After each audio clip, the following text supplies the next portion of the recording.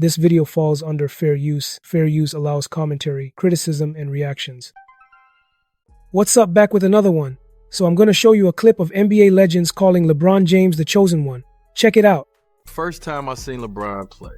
So let me tell you a story. I remember seeing LeBron for the first time. He was doing a special.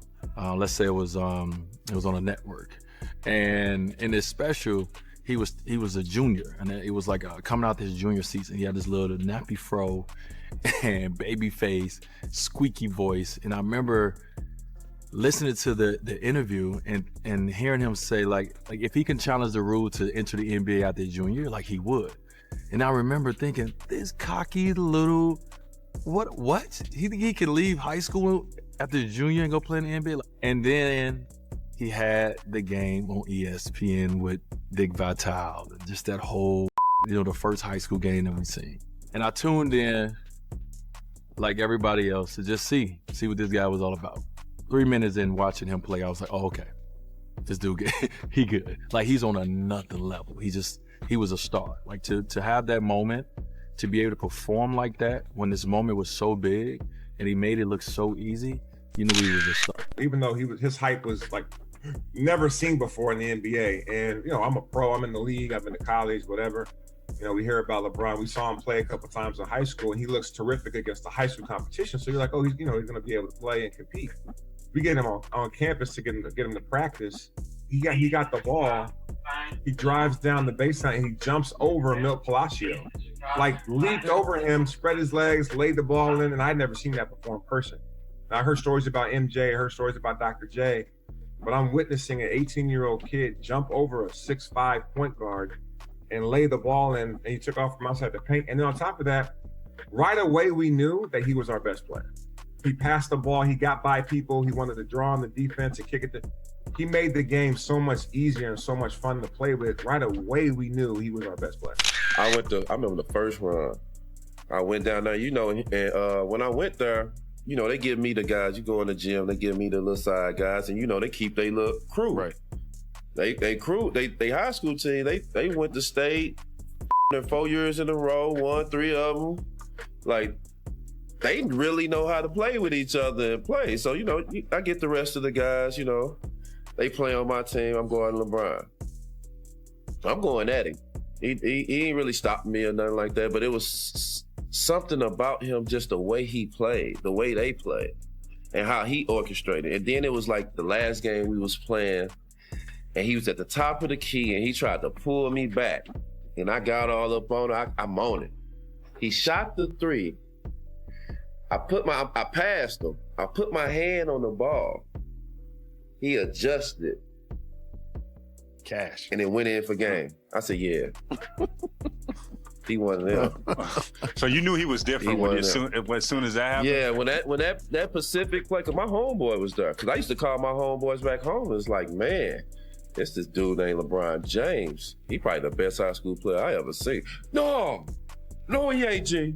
No, he ain't, G. He ain't better than you, G. I ain't never seen nobody better. I'm talking about arguing with my own people about me and somebody else. Yeah.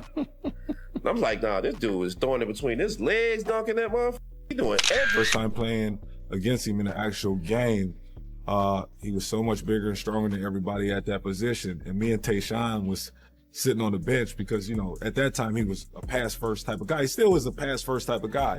And we were like, hey, you know what, we better beat up on him now because once he figures it out, we ain't gonna have a chance. And in that playoff game, he kind of figured it out. I looked at Tay, I said, Tay, bro, he figured it out, man. That might have been our last time the year before that of beating up on LeBron James because now this kid is about to take over the league. Let me just jump in real quick. This is actually wild to hear because when multiple players talk like this, it says a lot. You can feel that respect and recognition wasn't something that just appeared later. It was there from the very beginning. When people mention seeing greatness that early, it really shows how rare that kind of talent and presence is. I come in one time and being in Cleveland, being picked up by one of my friends. Where we going? You gotta see this kid. Man, no, man, I'm hungry. No, you gotta see this kid. What kid? I'm like, man, he's on Sports Illustrated already? So we pull in the gym in Cleveland and it's packed. And I see this kid and I haven't seen nobody dominate high school like that since me. And I said to myself, he can go pro right now. LeBron was in the 7th grade at AAU Nationals. I got that game on tape. And so it's always been funny to me when I've heard the outside noise on LeBron early in his career. Everybody was wanting him to be like Kobe and be like Jordan. And I was like, yeah, I don't understand. This dude was a point guard. And that's who I was matched up against. But he was a point guard who could jump out the gym. So on the tape, you see him diamond out, but then you also see him getting all this over the rim in the 7th grade, right? So funny story is, it was me, Indy Eby, Kendrick Perkins, we all on the Houston Hoops. The very next year, we checking in the hotel for AAU Nationals. LeBron and his team is standing outside the hotel, and Bron had grown 5 or 6 inches. Big Perk was like, yo, is that the same? And I was like, yo, that's the same dude. And we knew then it was a wrap, because everything that you see, the vision, the handling, the playmaking, he had all that at 6'2", 6'3". Now you telling me that this dude can do this at 6'6", 6'7". We knew it was over. That was before the Sports Illustrated article that named him the chosen one. We already knew. So, did you and LeBron start playing against each other and start developing a friendship? So LeBron is one year younger than me. So we played in, when I get to Oak Hill, Bron and them had beat Oak Hill the previous year. And I'm like, yo, I gotta play against him. Like, it's on the schedule. We gotta make it happen. I knew nothing. I ain't never seen him, none of that. Because back then, he was the pamphlets, right? Man, we was talking about this before. Like, there's no internet. You didn't know who the motherfucker was till you seen him in the gym. It was Bob Gibbons' report, you know what I'm saying? So I was in that box in the middle. That's crazy. Whoever was in the box, that was the #1 player. So that's who you going after at that point. So we get the jersey, and we playing in a primetime shootout, and he coming in the hotel, and we coming in the hotel, and he like, yo, you mellow? Like, you know, you mellow? I'm like, yeah. And we sat on the steps. It was All-Star Weekend in Philly, too. So we sat on the steps for hours the night before the game. Like, I don't know nothing about you, dog. You don't know nothing about me.